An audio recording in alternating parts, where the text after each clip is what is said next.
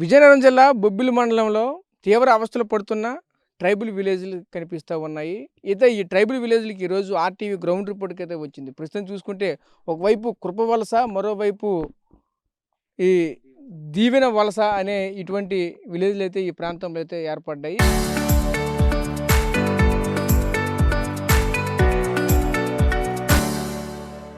ప్రస్తుతం చూసుకుంటే కనీసం వీటికి ఎటువంటి గుర్తింపు కూడా ఇంతవరకు కూడా లేదంటూ ఆ స్థానికంగా ఉన్నటువంటి ట్రైబల్స్ కూడా ఆవేదన ఆందోళన వ్యక్తం చేస్తున్న పరిస్థితి కనిపిస్తూ ఉన్నాయి. ఒకవైపు చూస్తూ ఉంటే ప్రకృతి ఒడిలో ఎంత సుందరంగా నిర్మించుకున్నటువంటి ఒక ఇళ్ళన్నీ కూడా చాలా నీట్గా స్పష్టంగా అయితే మనకైతే కనిపిస్తున్నాయి. పూర్వకాలంలో అయితే ఎటువంటి ఇల్లు అయితే ఉండేవో మట్టితో తయారు చేసినటువంటి కర్రలతో తయారు చేసినటువంటి ఇల్లు ఏవైతే ఉన్నాయో ఆ ఇల్లు అయితే స్పష్టంగా అయితే మనకైతే ఇక్కడ కనిపిస్తూ ఉన్నాయి. ఏదైతే మనకు ఒక విధంగా చెప్పొచ్చు, శ్రీకాకుళంలో ఉన్నటువంటి ఏదైతే కూర్మ గ్రామంలో ఏ విధంగా అయితే మనకు కనిపిస్తాయో, ఎందుకంటే ఒకవైపు కరెంట్ లేకుండా ఎటువంటివి సెల్ ఫోన్లు వాడకుండా ఉన్నటువంటి ఇల్లు అక్కడ ఎటువంటివి అయితే కనిపిస్తూ ఉంటాయో ఇక్కడ చూసిన సరే ఇల్లు కూడా సేమ్ అదే విధంగా కనిపిస్తూ ఉన్నాయి. పూర్వకాలంలో తయారు చేసినటువంటి ఇల్లు ఏ విధంగా పూర్వం ఉండే అటువంటివి ఇల్లు కనిపిస్తున్నాయి. రామాయణ మహాభారతాల్లో ఉన్నటువంటి ఇల్లు ఏవైతే ఉంటాయో అలాంటి ఇల్లే ఇక్కడైతే మాత్రం మనకైతే కనిపిస్తూ ఉన్నాయి. ప్రస్తుతానికైతే చూడొచ్చు వీళ్ళ జీవనాధారం కూడా ఇటువంటి జీడిపిక్కలు ఎక్కడైతే కిందనే ఇప్పుడే ఇక్కడ ఆరవేసి ఇక్కడ ట్రైబుల్కి సంబంధించినటువంటి ఆ మహిళ కూడా ఇక్కడ అవన్నీ కూడా ఎండలో ఆరబోసి వెళ్ళిన నేపథ్యం కూడా కనిపిస్తూ ఉన్నాయి.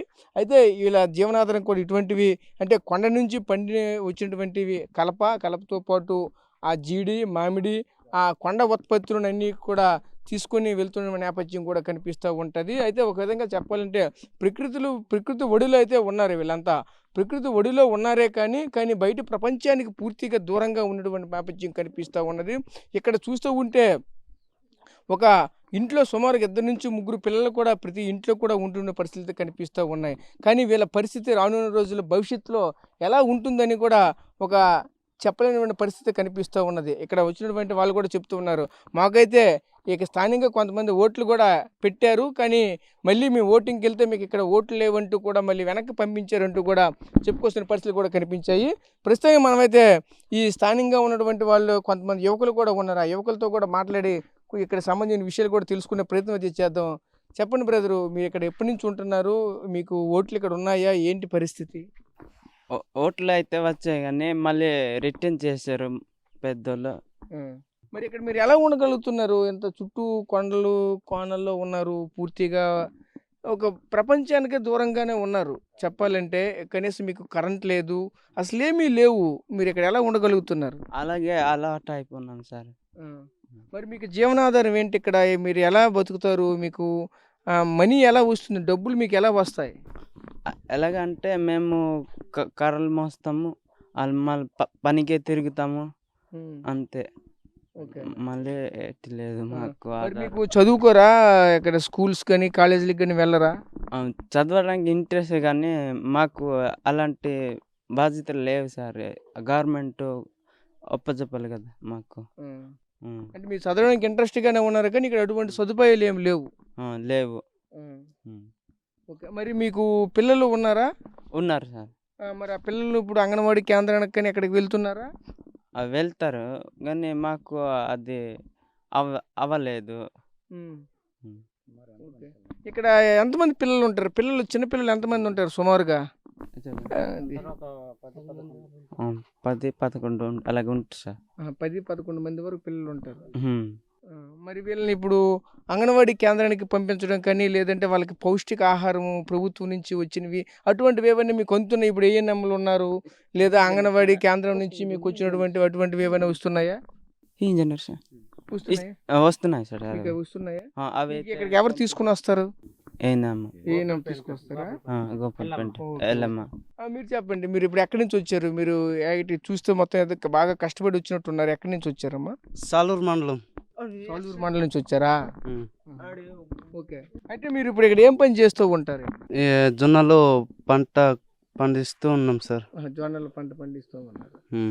ఓకే, మరి మీకు ఇక్కడ ఓట్లు వచ్చాయి అంటున్నారు. మీకు ఇప్పుడు ఓట్లు ఏమైనా వచ్చాయి? ఇక్కడ వచ్చాయి సార్, ఓకే చేయలేదు అనమాట. ఓట్లు వచ్చాయి కానీ అటు ఓకే చేయలేదు. ఓకే, మరి ఇక్కడ మీకు దీనికి సంబంధించి ఏమైనా సరే ఈ సమస్యలు కానీ ఇక్కడ ఎవరికి మీరు చెప్పుకుంటున్నారు? ఎక్కడైనా నాయకులకి చెప్తున్నారా? అధికారులకు ఎవరు చెప్తున్నారు మాకు ఈ సమస్య ఉంది, మాకు రోడ్డు వేయండి అని ఎవరికైనా అడిగారా? అడిగాం సార్ బేబీ నాయనకి అడిగాము. తర్వాత కృపావలసలో మీటింగ్ అయింది. అక్కడ వచ్చి మాట ఇచ్చారు. ఓకే చేస్తాము తర్వాత అన్నారు. ఓకే. ఉమ్. కానీ ఇంకేం లేదు, మేము వచ్చాము రోడ్డు అంతా చూసాం, పూర్తిగా రోడ్డు లేదు. అవును సార్. ఓకే. ఇస్తామని మాట బేబీ నాయన గారు ఇచ్చి ఉన్నారు. ఉమ్, ఉమ్. ఎప్పుడు ఇస్తారో అది ఇంక తెలియదు. ఓకే. ఉమ్. ఇంకా యువకులు, ఈ గ్రామానికి సంబంధించిన యువకులు ఇంకా ఉన్నారు, వాళ్ళతో కూడా మాట్లాడదాం.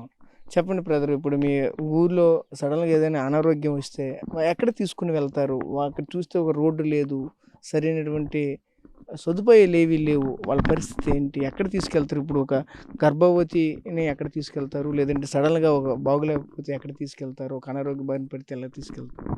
అంటే ఇక్కడ నుంచి అలా రాజమహల్ వరకు మోస్తాం సార్.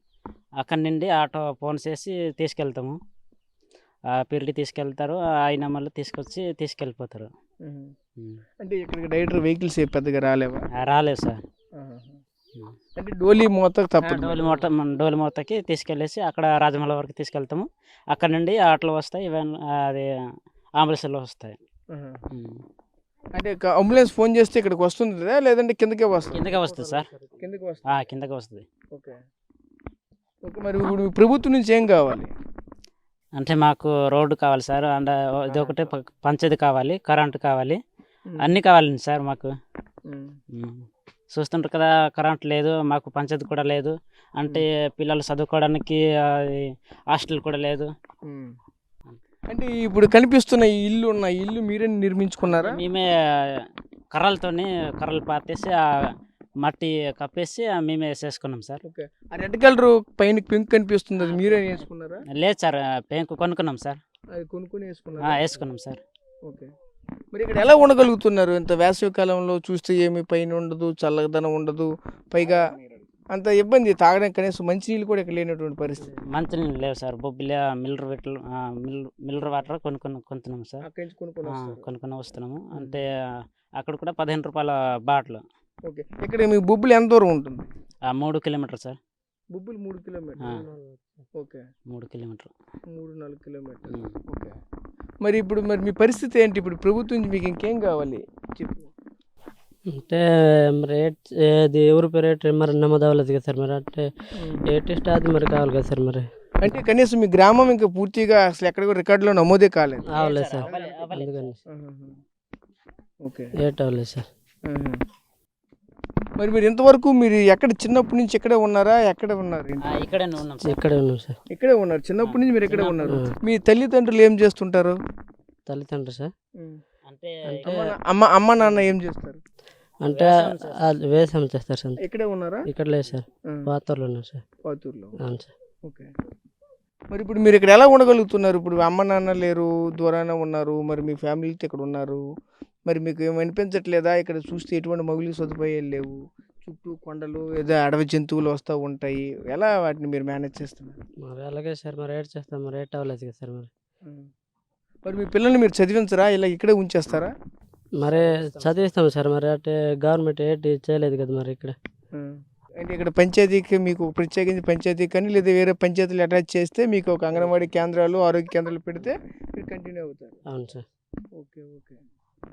సో చూసాం కదా, ఈ ట్రైబల్కి సంబంధించినటువంటి యువకులు కూడా ఒకటే చెప్తూ ఉన్నారు, ఈ గ్రామానికి సంబంధించి ఎటువంటి గుర్తింపు కూడా ఎంతవరకు కూడా జరగలేదంటూ కూడా చెప్పుకోవాల్సిన పరిస్థితి కనిపిస్తూ ఉన్నాయి. అయితే ఏదైతే ఇక్కడ ఉన్నటువంటి ఈ ట్రైబల్స్ అంతా కూడా కనిపిస్తున్న కొండల్లో పండిన పంటలని మేమైతే తీసుకుని వచ్చి ఇలా బొబ్బులు వెళ్ళి అమ్ముతూ ఉంటారు. ఇక్కడ గమ్మత్తైన విషయం ఏంటంటే బొబ్బులి కనీసం 3-4 కిలోమీటర్ దూరంలోనే ఇటువంటి విలేజ్ ఉండంటే ఎవరు కూడా నమ్మలేనటువంటి పరిస్థితులు అయితే ఏర్పడుతూ ఉంటాయి.